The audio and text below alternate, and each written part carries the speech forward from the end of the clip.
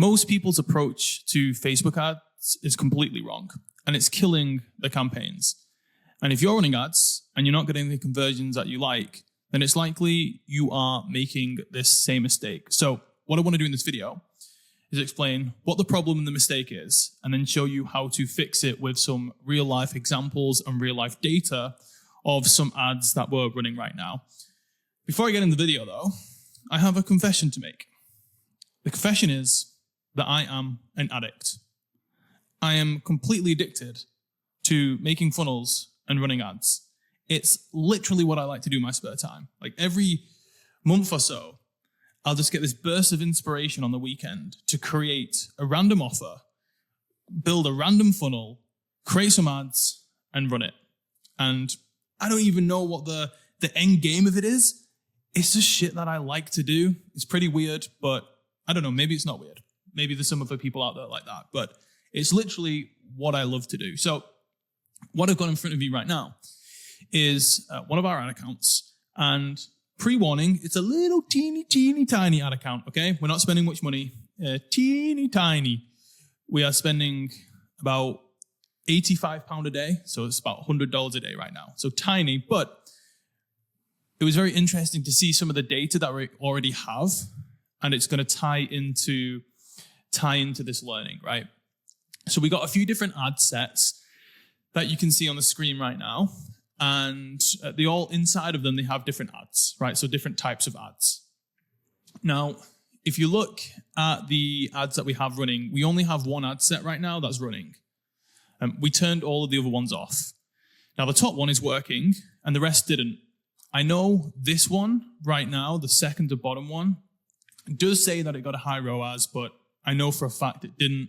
The pixel was off, or I don't know, something messed up. I know for a fact that that ROAS isn't correct, and that ad set was losing us money.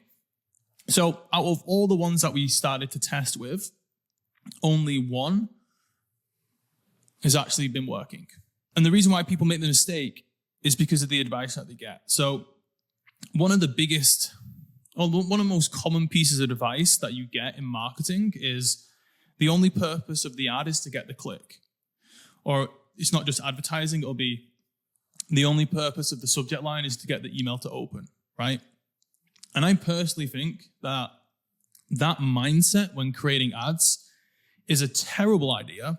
And I would say the majority of the time it's almost guaranteed to lose you money. So just to give you an example of that, this ad set here. I'm probably going to blur some of the names out just to keep some of the stuff confidential. But you can see this is ad set number 5, and this is the last ad set that we launched. I actually launched, I believe, these 3, and then I launched this 4th one, and then I launched the 5th one. So these 3 here I launched at the beginning. And all of these ads were probably more clickbaity ads. So they were real ads. So they were about a 10-second video. And it was a bit like a clickbaity headline with some B-roll. And it was basically just like a hook, clickbait ad, just basically getting the click, right? And if we look at the data here, it kind of worked. So you can see that we're getting clicks for 16 pence. I never use that word anymore. So it's about 20 cents, 25 cents. You know, this is 13, this is 27. So really cheap clicks, right? So the ads are technically working because they're getting a lot of clicks. But you can see from the ROAS, and again, I want you to ignore the ROAS on this one because this is completely false. You can see the ROAS on the right-hand side there, it didn't work. And I was actually losing money. And I'll show you like a better tracking sheet in a second with all of the data on. And it was frustrating because then immediately I just think, okay, cool, well, the ads are working because they're getting the click, and the only purpose of the ad is to get the click, right? So the ads are working, so now I need to work on the sales page. But the sales page sucked a little bit, or I thought it sucked a little bit because the conversions was really low. The conversion rate on the sales page was less than 1%. So I knew there was an issue there. But, and again, here's the problem of why you can't have like set rules in business that apply to every situation. Because the general rule in that situation is the ads are getting cheap clicks, so it's working. And the sales page conversion is less than 1%, so therefore the sales page needs work. And maybe that's true. Maybe my sales page can be improved. But the problem is, in marketing, that everything's connected. So how and why someone clicks an ad has a huge impact on whether they convert on that sales page. It's all one process. They're not individual where as long as like all clicks are created equal. Depending on the ad, person A could click one ad and have a high intent to buy a product, whereas person B could click another ad and have no intent to buy. But there's still just one individual click, but they aren't equal. Person A is much more likely to buy. So I'll give you some more real, proper examples. So again, those first 3 ads here, they were all about just real, attractive clickbait, just get the click, right? And I realized that the sales page weren't converting. But instead of just looking at my sales page and being like, right, I need to change the angle, I need to change the hook, I need to change the offer, the pricing, which are all valid things. I've seen this happen before. So my idea was, well, I actually think the ads suck a little bit. I think they're getting too many cheap clicks, and it would be better for me to get more higher intent clicks for a more expensive price. So ad number 5 here is a short piece of copy, and the image is a product image. So it's showing the actual image that they are buying. And it's a digital product, by the way, so it's kind of like a mock-up, FYI. And in the copy, we're very clear that it's something to buy, and we even say the price in the copy, right? And again, a lot of people say, oh no, that wouldn't work, right? You're selling in the ad. You don't want to tell them the price. You don't want to tell them something for sale. You just need to pique their interest and get them to click and let the sales page do the work. But I didn't feel like that was the case. So ad number 5 here is very direct in terms of it is short. Hey, are you struggling with this? Well, this product can help you. With this product, it's going to help you achieve X, Y, and Z. It's going to cost this much. Click the link if you want to get access, right? And I use the same sales page. And you can see now that ad number 5, this is actually profitable. Now, not crazy profitable. Again, I'm going to show you more of the numbers here in a tracking sheet. It'll make it easier for you to look at. But we only started running this, I think, last week. And it's already making us money. And that ROAS is a little bit higher than 1.5. Again, I'll show you the actual numbers. So by creating a worse ad, because you can see here that the clicks are more expensive. So here, 16, 13, 27. This one's 34, right? So on the metrics, it's a worse ad. If you look at the click-through rate, 1.4, which isn't too bad. This one is 2.76, 1.73, and 1.48. So all of these, bottom 3 here, they're getting a higher click-through rate, they're getting cheaper clicks. So again, normal advertising advice would be, oh, they're the best ads. But they're not, because obviously all we care about is conversions and ROAS. So the lesson is that you can't just focus on, okay, let's create the ads that'll get the cheapest clicks. Because a lot of the time, that's just sending poor quality traffic where people are clicking the ad and they don't even really know what they're clicking for. They're just clicking out of curiosity versus intent. And when you're selling something directly on a sales page, I personally feel like it's better to get high intent clicks that are more expensive versus like curiosity clicks that are cheaper. Now, I actually think, again, and this is not the answer that people want to give, but every single situation requires context in terms of like making a decision that's best for that. So I think for like higher ticket funnels, where you're maybe sending people to a VSL or a webinar, or there's like a longer sales cycle, I actually think for those types of campaigns, curiosity clicks can be better because there's a longer sales cycle, which means you have longer to turn that click, curiosity click, into an intent buyer. So for example, if you're doing a high ticket funnel for a coaching program, you can get a curiosity click and you can get them with curiosity to opt in. And then your VSL is going to spend, 15 to 20 minutes turning that curiosity into high intent. However, with a sales page, you don't have that luxury because it's just a sales page. And for me personally, I believe that VSLs are much more better at converting people. Again, depends on the product, but I feel like with those type of longer sales cycles, and again, you're actually, with the VSLs as well, typically you're getting them to book in a call. So even then they have to wait for the sales call, and then on the sales call, you can convert them. So it's like a longer sales cycle. Same with the webinar, right? They opt in for a webinar, there's like a 90-minute presentation, right? You've got more time to warm them up and convert them into a high intent buyer. With the sales page, you don't have that luxury, which is why I think depending on the sales process and the price point and the offer, the types of ads that you run are more effective than for others than most. And I've found in this type of scenario where we're selling low ticket digital products that getting higher intent clicks for a higher price is more effective. Now, little backstory, back in the day, and I just want to focus on ad set number 4 for a second. Back in the day when I started running Facebook ads in 2016, I remember one of the best ads I ever ran was a long form copy ad. It was like a long form story ad. And it was an image of me. And there was, I can't remember how many words, but it was like a really long ad that took up a load of space in a newsfeed. And it converted like crazy. Now, I didn't make a lot of money off it because that funnel basically made money by me selling over the phone. And I couldn't sell for shit. I don't even know how many sales calls, couldn't close anything. But I got tons of leads. I got tons of low ticket buyers. And I actually made a bit of money on the front end. But again, the whole goal was to close people over the phone for the high ticket offer. I couldn't sell, so it sucked. But the ads worked really well. And it was this really long form piece of copy. And from about 2016 to, I would say, about 2020, I would say those types of ads still worked a lot. And the reason why they work so well is because there was long form copy. So again, people read all of that copy, then they click the ad, it's high intent versus, watching a 5-second video and then clicking through, right? The person from scenario 1 is going to have much higher intent. However, we're getting a little bit detailed here. Even though those ads worked really well then, they don't work that great now. So for example, I wanted to test this, and ad set number 4 here is a product image, but it's long copy.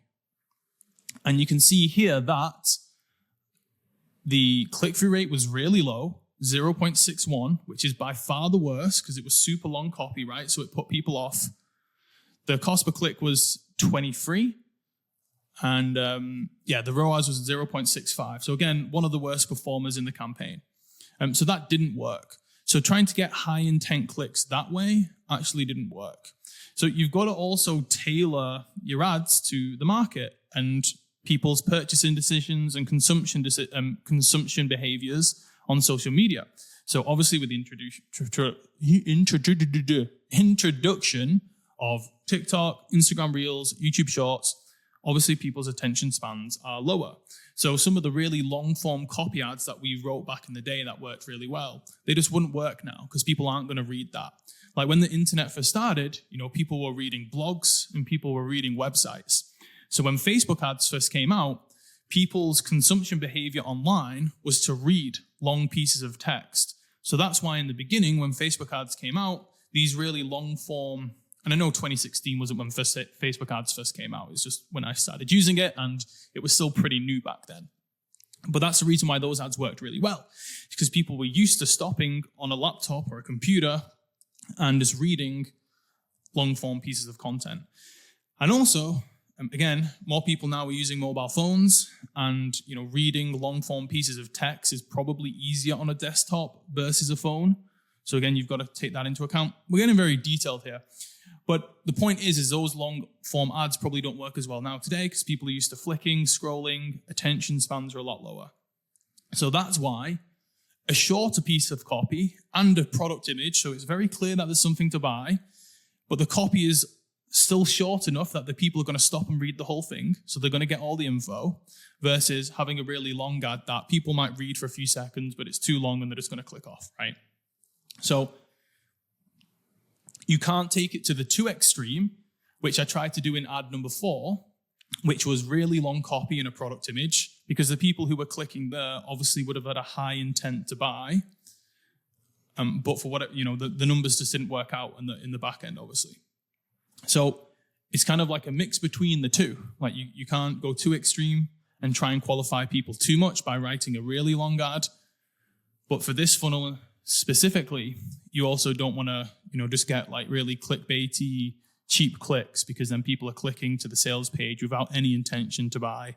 And, the price will probably scare them off.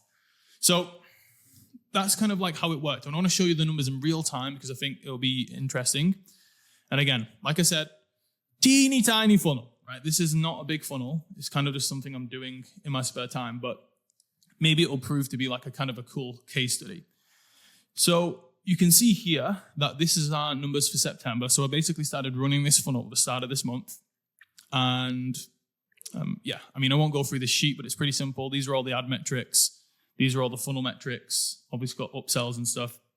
And you can see for a total of this month, I've made £85 profit. I know, pretty fucking incredible, right? Right now, our CPA is £31 and our average order value is £32. So this is an absolute moneymaker, clearly.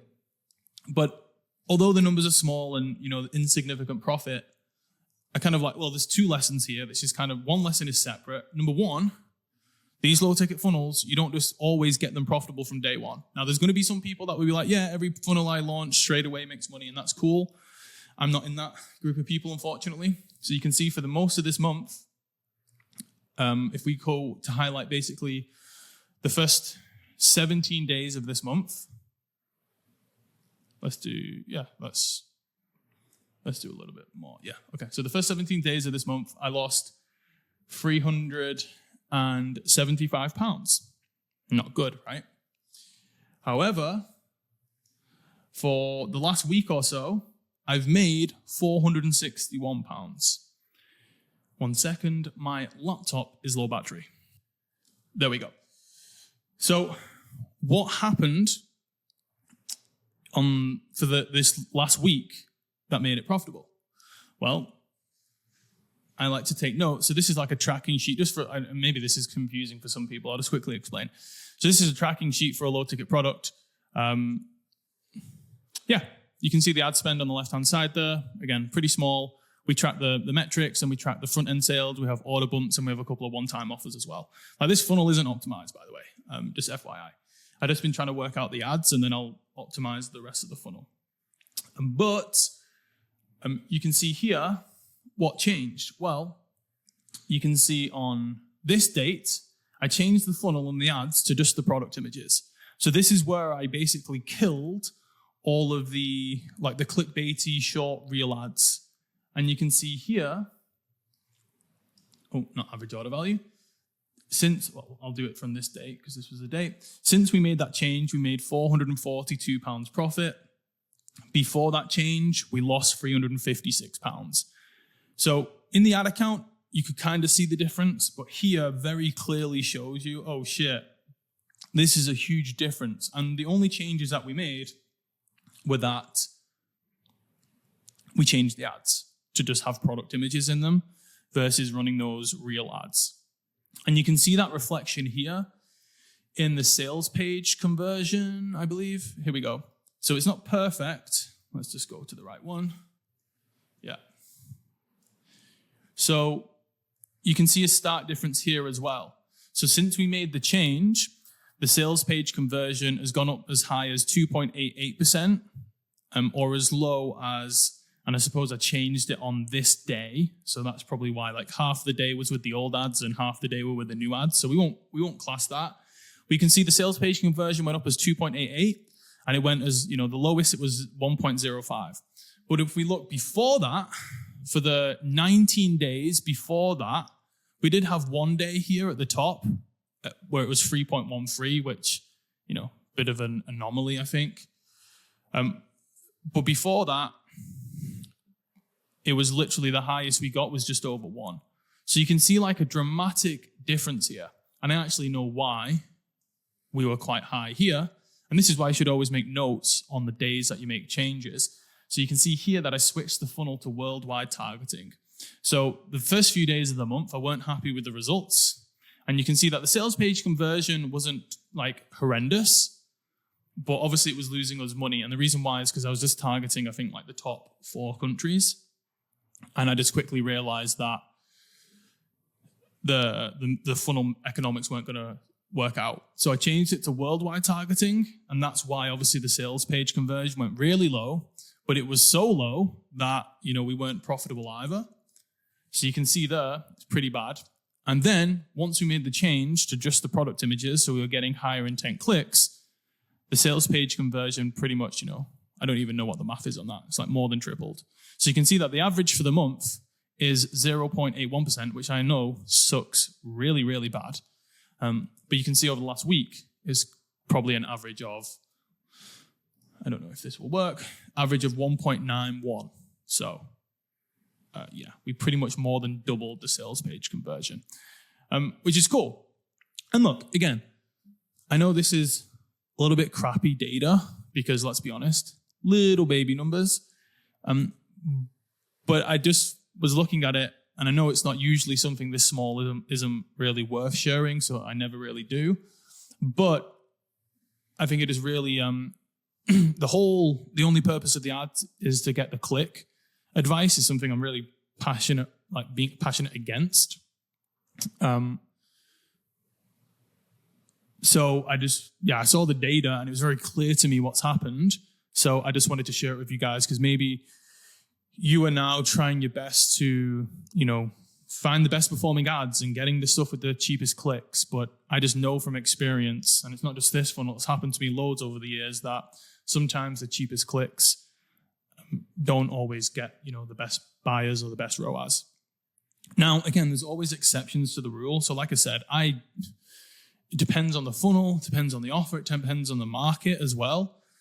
And it also depends on the sophistication of the market.